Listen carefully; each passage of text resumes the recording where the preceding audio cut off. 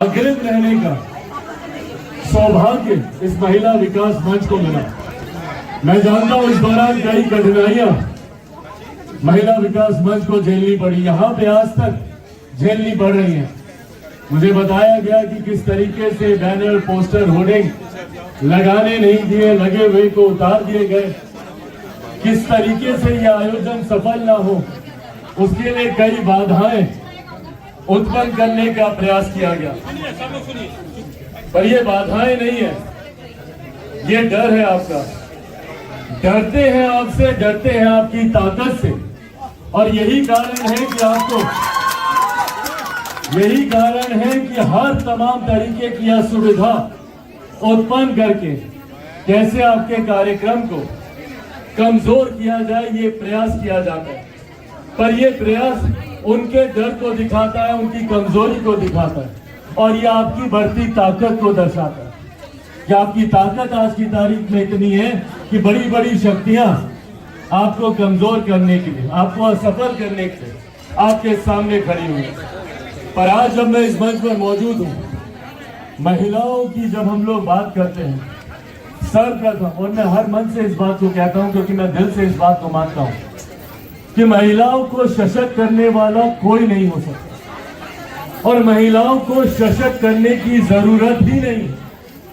जिनमें खुद में इतनी शक्ति है, जो इस सृष्टि का सृजन करती है, जो इस दुनिया को चलाती है, उन्हें हम लोग, और खास तौर पे हम जैसे पुरुष वर्ग के लोग कौन होते हैं सशक्त करने वाले?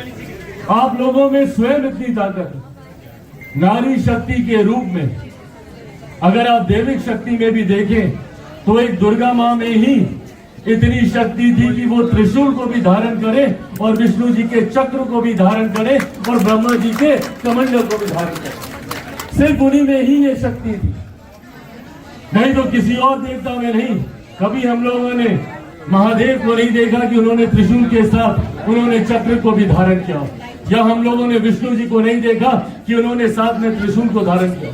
इतनी शक्ति को अपने में समाने की ताकत सिर्फ महिलाओं में ही है।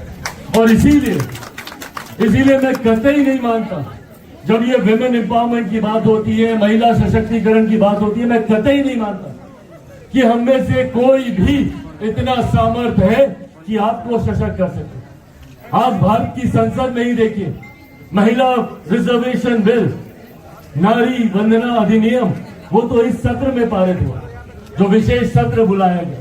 पर बिना उस कानून के बने कितनी भारी संख्या में आज की तारीख में भारत की संसद में महिलाएं सांसद बनकर बैठी हैं, अपने सामर्थ्य पर जीत कर आई हैं, अपनी ताकत पर जीत कर आई हैं, और हर जगह से लड़ाई लड़कर आई हैं। पुरुषों को तो बाहर ही लड़ाई लड़नी होती है, महिलाओं को घर में भी लड़ाई लड़नी होती है। मैं एक ऐसे परिवार से आता हूं जहां पे मेरी बहनें हैं, मेरी मां है, और मैं इस बात को बिना किसी संशय के कह सकता हूं कि अगर मेरे नेता, मेरे पिता आदरणीय रामविलास पासवान जी इतने आगे बढ़े, और देश के इतने बड़े नेताओं में अगर उनको माना जाता है, उनके कार्यों को आज तक, उनके जाने के 3 साल के बाद भी आज तक उनके कार्यों को याद किया जाता है, तो उसके पीछे कारण सिर्फ और सिर्फ मेरी मां रही है। अगर वो मुझे, मेरी बहनों को नहीं संभालती, अगर वो घर को नहीं देखती, तो शायद मेरे पिता आज इतना आगे नहीं आ पाते। और यही मेरे साथ भी, अगर वो घर पे नहीं होती, अगर मुझे इस बात की चिंता से मैं मुक्त नहीं होता कि घर को कोई देख रहा है, घर को कोई संभाल रहा है। और मुझे खुशी है कि आज जहां महिलाएं हर एक क्षेत्र में अपना परचम लहरा रही, तो वहीं कहीं ना कहीं अब एक होम मेकर की भूमिका को भी वो पहचान दी जाएगी।